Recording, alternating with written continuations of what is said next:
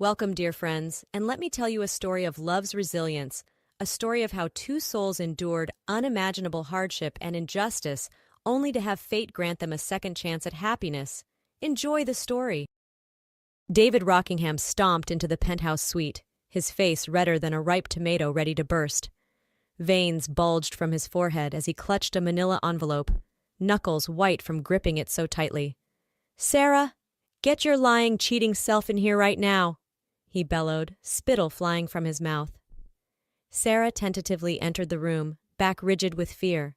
She knew that tone all too well. David was in one of his rages again, and when David raged, someone always got hurt. "What's wrong, dear?" she asked meekly, hands unconsciously smoothing her silk robe. David's eyes narrowed to slits as he ripped open the envelope, tossing it aside. He thrust the photos directly in Sarah's face, nearly smacking her with them. "Care to explain just what the hell this is?" he snarled. Sarah's breath caught in her throat as she glimpsed the glossy images. They depicted her warmly embracing a tall, handsome man outside the hospital where she volunteered. He was presenting her with a modest bouquet of daisies, her favorite flower. Sarah's face was alight with genuine happiness, an expression David had never once brought to her features. "Well?" David's harsh tone snapped her from her reverie.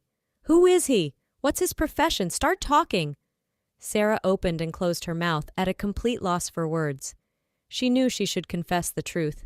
That kind, caring Bill worked as an ambulance driver, and she had developed feelings for him. But the thought of David's inevitable volcanic reaction terrified her to her core.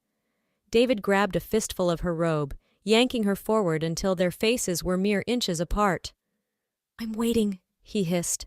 Tears welled in Sarah's eyes as memories flooded back. 12 years earlier. Sarah sobbed uncontrollably, her body racked with grief. The horrific image of her beloved father's mangled body refused to leave her mind. One minute he was waving goodbye, headed off to another business meeting. The next, an oncoming semi had barreled through a red light, smashing into his sedan with incredible force. The medical bills were astronomical, hundreds of thousands of dollars that Sarah, a struggling artist, could never hope to pay, even if she worked 3 lifetimes. She was well and truly destitute, with no way to even give her father a proper burial. That's when David had slithered into her life like a serpent, smelling her vulnerability. She'd always found the wealthy businessman's lingering stares and overtly sexual comments wildly inappropriate. But he kept insinuating that he could make all her financial issues disappear, for a price. Sarah had been appalled at first by his indecent proposal. He would pay every penny she owed, allowing her to bury her father with dignity. In return, she would become his wife and permanent bedmate. A shudder of revulsion had ripped through her at the prospect. But David had played a merciless game, whispering dark suggestions that perhaps her father's accident hadn't been an accident at all. He'd made it clear that denying him could have deadly consequences for her and anyone she cared about. With no other options available, Sarah had resigned herself to her fate, shedding countless tears as she committed to being David's purchased plaything. Present day. Sarah swallowed hard, David's beefy hand still clutching her robe like a vice. She had no choice. She had to tell him everything. Maybe some part of him, deeply buried, still had a shred of humanity. His name is Bill," she stammered, unable to meet David's piercing glare. "He's an ambulance driver I met at the hospital." A cruel smile twisted David's lips. "Is that so? An ambulance driver? How precious!" His tone dripped with condescension. "And just what did you think the two of you lovebirds could possibly have together? He'd never be able to give you even a fraction of what I can provide." Sarah felt ill hearing David objectify her yet again, as if she were merely a possession to be bought and owned. But she had to keep going. Maybe if she was fully honest, David would show mercy. I've developed feelings for him," Sarah confessed, bracing herself. "Romantic feelings. But we've never been physical, I swear it." She trembled as David's face contorted with rage. Grabbing a fistful of her hair, he wrenched her head back violently. "You stupid slut!" he roared, spraying spittle across her face. "After everything I've done for you? I plucked you out of the gutter and this is how you repay me?" Sarah cried out in pain, hot tears streaming down her cheeks. "David, please, I'm so sorry. It'll never happen again, I promise." Releasing her with a contemptuous shove, David turned on his heel and stormed out, bellowing over his shoulder. "You're damn right it won't. I'll see to that." Crumpling to the floor, Sarah was gripped with icy dread. What terrible vengeance did David have planned for poor innocent Bill? 3 days later. Sarah paced anxiously in the cold, sterile waiting room of City Hospital. Her friend Emily, a nurse, had urgently summoned her here with horrifying news. "Oh, Sarah, it's just awful," Emily gushed breathlessly as Sarah rushed up. "That sweet ambulance driver you've had your eye on. Bill? Well, he was just arrested for drug trafficking." Sarah's knees nearly buckled at the words. Drug trafficking? Bill? It was utterly nonsensical. She had to get to the bottom of this. What are the charges exactly?" she asked, struggling to keep her voice even. Emily's eyes widened with undisguised glee. "They say he had an entire ambulance packed with illegal narcotics. Can you believe it? And coming from him of all people." She shook her head in feigned disbelief. Sarah felt her stomach roiling. This reeked of one of David's vengeful schemes. He was setting Bill up, probably planting evidence to take away the man she loved. The thought was too much. Sarah's vision swam and darkened as she crumpled to the floor in a dead faint. 20 years later. Sarah violently scrubbed the dingy tiles of the hospital bathroom, trying in vain to expunge the grout of deep-set grime. Her hair was lank and graying, her face prematurely aged beyond her years by hardship. Once a brilliant academic on the cusp of a master's degree, Sarah was now a downtrodden janitor at City Hospital, the very place her life had taken such a disastrous turn 2 decades prior. After Bill's shocking arrest, she had tried desperately to prove his innocence, but David's wealth, influence, and underhanded tactics had railroaded them both. Bill was convicted on bogus charges and given an outrageous 25-year sentence. As for Sarah, she too was appallingly charged as an accessory for conspiring to traffic the drugs. Though she received a lighter 5-year term, it was still enough to destroy her future and mark her permanently as a convicted felon. No prestigious university or career opportunity would ever accept her after that. She had resigned herself to a life as a penniless, ostracized pariah until today. A brutal stroke of fate, yet one that carried a glimmer of hope. Sarah startled as the bathroom door burst open, a team of paramedics rushing in with a battered, bloodied body on a stretcher.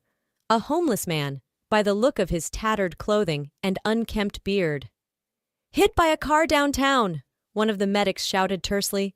"No ID, no pulse, we're calling it." As they transferred the corpse to the tile, Sarah felt an electric jolt she hadn't experienced in 2 decades. Despite the mangled features and grizzled hair, she recognized the man instantly. It was Bill. She shoved her way past the medics, earning her irritated scowls. "Let me try something, please!" Not waiting for permission, Sarah tilted Bill's head back, ignoring his lolling jaw and glassy, vacant eyes. Pinching his nose closed, she sealed her lips over his cold, bluish ones. She blew a mighty breath into his lungs, then another and another, recalling her CPR training from years before. "Come on, Bill," she urged desperately between breaths. "Don't you dare leave me again." The medics watched, dumbfounded, as this haggard janitor fought so fervently to revive the John Doe who had been as good as dead minutes ago. After what felt like an eternity, Bill's body mercifully convulsed. A guttural wheeze escaped his lips as his eyes fluttered open, searching and unfocused. Sarah cupped his whiskered cheek, tears of joy and relief streaming down her face. "It's me, Bill. It's Sarah. You're alive." Though his mind was clearly addled, something deep within Bill's eyes flickered with recognition. His chapped lips parted as if to speak, but only a raspy croak escaped. One of the medics finally regained his senses, pulling Sarah away from the revived man. "What the hell, lady? Do you know this bum?" Sarah nodded vigorously, swiping at her damp cheeks. We have a history, a long one." As the now stabilized patient was wheeled to a room for further treatment, an authoritative voice rang out. Sarah Rockingham, I can't believe it." Sarah turned to face the newcomer, a tall, graying man in an immaculate suit. It was Dr. Michael Vincetti, head of the hospital board, the very man whose own mother's life she had saved years ago during a complicated childbirth. "Dr. Vincetti," she replied, flushing with shame over her bedraggled appearance. "I didn't expect you to remember me." The doctor's eyes crinkled warmly. "How could I forget the brave young nurse who sacrificed her own safety to talk my hysterical mother through her labor? You were so calm, so reassuring." His smile faded as he took in her janitor's garb. "Though I must admit, I'm surprised to find you working in such a capacity here." Sarah felt a lump rise in her throat. Perhaps it was time, after all these years, to finally unburden herself to someone. Taking a steadying breath, she launched into the gut-wrenching tale of the past 2 decades, her loveless marriage to David Rockingham, his vengeful framing of her soulmate Bill, and her own unjust incarceration. She bared her soul, holding nothing back about the suffering she had unfairly endured. By the time she finished, Dr. Vincetti's expression was ashen with horror. "My God, Sarah, I had no idea. No wonder you've fallen to such depths." His fist clenched with righteous anger. "But no more! This grave injustice cannot be allowed to go unanswered any longer." Sarah gaped at him, hardly daring to hope. What do you mean?" The doctor placed a comforting hand on the small of her back, guiding her from the room with a determined stride.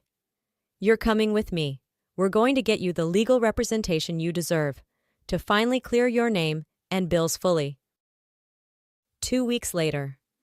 The front-page headline of the Daily Bugle shouted the tragic news that had rocked the entire city. "Billionaire dead in freak accident. David Rockingham killed in explosion." Sarah sat in stunned silence, clutching the paper as hot tears traced down her cheeks.